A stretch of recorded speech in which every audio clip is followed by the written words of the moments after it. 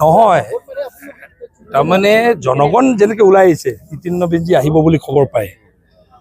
ৰাষ্ট্ৰীয় সভাপতিজন অসমলৈ নিৰ্বাচনী প্ৰচাৰত আহিছে ধেমাজি জিলালৈ প্ৰথমবাৰ আহিছে সেইটো ধেমাজি জোনাই বাছি লৈছে মানুহ তাৰমানে উৎফুল্লিত হৈ গৈছে তাৰমানে আমাক গুৰুত্ব দিছে ৰাষ্ট্ৰীয় নেতৃত্বই জোনাই সমষ্টিক সন্মুখত থৈছে ফ্ল'ৰ ফ্ৰণ্টত স্মৃতি ইৰাণী মেডাম আহিছে ৰাষ্ট্ৰীয় পৰ্যায়ত আপোনালোকে জানেই কোনে নাজানে স্মৃতি ইৰাণী জোনাইত আহিছে তাৰমানে কি জোনাই সমষ্টি আজি ফ্ল'ৰ ফ্ৰণ্টত আছে ভাৰতীয় জনতা পাৰ্টি চৰকাৰ আৰু পাৰ্টীয়ে জোনাই সমষ্টিক যিটো একদম ভাৰতৰ এটা আগশাৰী সমষ্টি হিচাপে গণ্য কৰি যেনেকৈ আগশাৰী নেতাবোৰক পঠাইছে মই ভাবোঁ আমি জোনাই সমষ্টিৰ বাকী চিৰকৃতজ্ঞ থাকিম ভাৰতীয় জনতা পাৰ্টি আৰু আমাৰ ভাৰতীয় জনতা চৰকাৰৰ প্ৰতি আৰু কেন্দ্ৰীয় নেতৃবৃন্দৰ প্ৰতি আৰু আপোনালোকে এই যে যেনেকৈ গুৰুত্ব দিছে গুৰুত্বটোৰ কথাটো আমাৰ মানুহে অনুভৱ কৰিছে সেইকাৰণে শিল দল ভাঙি আমি ইয়াত এক্সপেক্টেই কৰা নাছিলোঁ এনেকৈ মানুহ হ'ব বুলি আজি যেনেকৈ একদম মানুহে মানুহ আপোনালোকে নিজে দেখিছে আৰু জোনাই পৰহি যিটো মানুহ মাতি বা আমি যিমান এক্সপেক্ট কৰোঁ ডাবুল মানুহ হৈছে বৰঞ্চ আমি গাড়ী দিব নোৱাৰাটো আমাৰ ডাঙৰ এইটো বিফলতা বুলি ক'ব গাড়ীয়ে নাই নহয় কি কৰিব এতিয়া 40-50 হাজাৰ মানুহ গুচি আহিলে এতিয়া কি কৰিব গাড়ী নাই জোনাই বাহিৰৰ পৰাটো আমি গাড়ী আৰু নাই ত' সেইকাৰণে আৰু মানুহৰ তাৰমানে কি অকল মিটিং অহা নহয় যিটো উদ্যমেৰে মিটিঙত আছে যিটো উদ্যমেৰে কথাবোৰ শুনে মই ভাবোঁ আৰু যিটো উদ্যমেৰে ফূৰ্তিৰে মানুহবোৰ শ্লোগানটো গায় আৰু ঘূৰি যায়গৈ মই ভাবোঁ এইটো উৎসৱটো কিহৰ উৎসৱ ক'লে উন্নয়নৰ উৎসৱ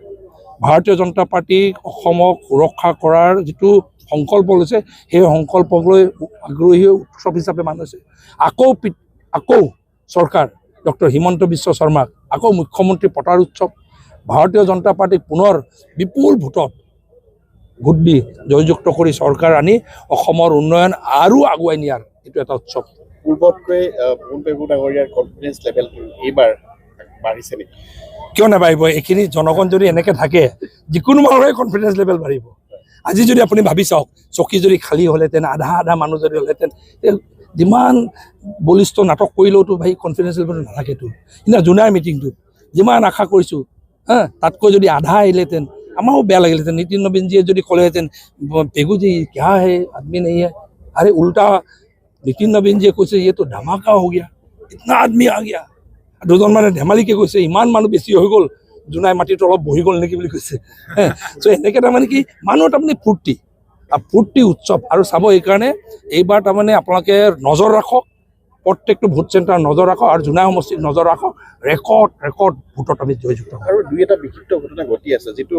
আপোনাৰ কোনোবাখিনিত ভাৱমূৰ্তি বিনষ্ট কৰিবৰ কাৰণে ইমেজ নষ্ট কৰিবৰ কাৰণে কৰা হৈছে নে আচলতে কোনোবাখিনিত আপোনাৰ সমৰ্থকে অতি আপোনাক ভাল পায় কাৰণে কৰিছে নাই ইয়াত দুটা কথা আছে এটা হ'ল কি হ'ল যিজন কংগ্ৰেছে প্ৰাৰ্থী দিছে একচুৱেলি কংগ্ৰেছেই নহয় ই আমাৰ মিচিং জাতীয় সংগঠনসমূহৰ বহিষ্কৃত মানুহ এজন ই কিবা কেলেংকাৰী কৰি জেল গৈ যোৱাৰ কাৰণে আৰু দেৱশিশুৰ কাৰণে মুখ্যমন্ত্ৰী ডাঙৰীয়া সপোনৰ যিটো প্ৰকল্প মডেল অংগনবাড়ী কেন্দ্ৰ মানে কি মাকৰ বাপেকৰ কোলাৰ পৰা প্ৰথম যিটো অনুষ্ঠানত যায় দেৱশিশুসকলে তাৰ টকা কেঁচাকৈ একাউণ্টত মাৰিছে 34 লাখ চৰকাৰে নধৰে কি কৰিব জেলত গ'ল জেলত ওলাই অহাৰ পাছত সংগঠনে বহিষ্কাৰ কৰিব সেইটো মানুহক কিয় সংগঠন ৰাখি থ'ব জাতীয় সংগঠনৰ বহিষ্কৃত মানুহ মাজত কিবা জনজাগৰণ বুলি কিবা এটা কৰিছিলে আৰু তাৰপিছত কংগ্ৰেছে ক'ৰ পৰা কেনেকৈ বুটলি পালে জানো আৰু কংগ্ৰেছে এনেকুৱা মানুহে বুটলি পাব কলংকিত কংগ্ৰেছ চাকৰি নামত কেলেংকাৰী ঘোষ দি বিনা ঘোষত কেলেংকাৰী বিনা ঘোষত চাকৰিয়ে নহৈছিলে কংগ্ৰেছৰ দিনত সেই কলংকিত পাৰ্টি এটাই কলংকিত মানুহ এটা বিচাৰি পাইছে এতিয়া প্ৰব্লেমটো হৈ গ'ল যে তেখেতে তাৰমানে কি হ'ল আগৰ পুৰণা অপকৰ্মতেই পাপবোৰ ভুগিছে তেখেতে মিচিং অট'নমাছ কাউন্সিলৰ তিনিবাৰকৈ EM আছিলে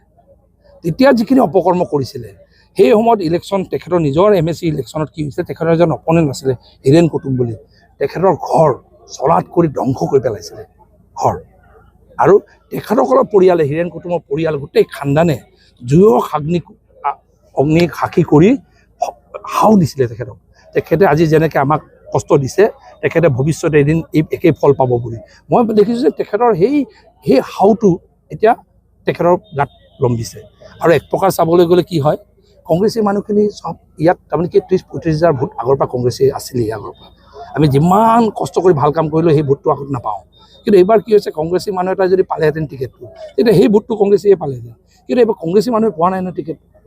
কংগ্ৰেছৰ 7জনমান দাবীদাৰ আছিলে তাৰে মাজত নন কংগ্ৰেছী এজনে পাইছে এতিয়া কংগ্ৰেছীখিনিয়ে বেয়া পাইছে তলে সেই কংগ্ৰেছীখিনি চব ওলাইছে এতিয়া ওলাই আহি বহুত জেগাত কংগ্ৰেছৰ মাজতে সংঘাত হৈছে। আৰু দুটা বস্তু আছে, এই বহুত বস্তু নাটক, এইটো চিম্পেটি আদায় কৰি অলপ কিবা এটা ভোট উঠাব পাৰি নেকি বুলি নাটক, ইম'চনেল নাটক এটা কৰিছে। এতিয়া সিদিনা হাইৱে ৰাষ্ট্ৰীয় ঘাইপথৰ ওপৰত চকী লগাই বহি আছিলে কোনোবা সিহঁতৰ মানুহ, তাতে গাড়ী ৰাতি 1:30-2টা বজাত মানুহৰ টোপনি আহে চাগে, গাড়ীটো ইফাল সিফাল কৰি চলাইছে, সেইটোক লৈ আকৌ প্ৰপাগেণ্ডা, এইটো কিবা ভুৱন পেগু কিবা এটা এনেকৈ বিজেপিৰ কৰ্মীয়ে কৰিছে। আৰু সিদিনা কোলাজানৰ ঘটনা এটা ঘটিলে, আপোনালোকে জানে 40,000তকৈ অধিক কৰ্মী বাহিনী আমাৰ সমৰ্থক জোনাইত আঁচনি, ক'ত সেইবোৰ ঘটনা ঘটাবলৈ আমাৰ মানুহ থাকে? গোটেই সমষ্টি জোনাইত সিদিনা, আৰু সেই সমৰ্থকে আমাৰ বোলে কোলাজানত অঘটন ঘটাইছে। এইবোৰ মই ভাবোঁ যে কংগ্ৰেছৰ পুৰণা কৰ্মী টিকেট নোপোৱা, গোটেই টিকেট নোপোৱা, আচল কংগ্ৰেছকেইটাৰ টিকেট নাপালে ন, বিক্ষুব্ধ হৈ আছে।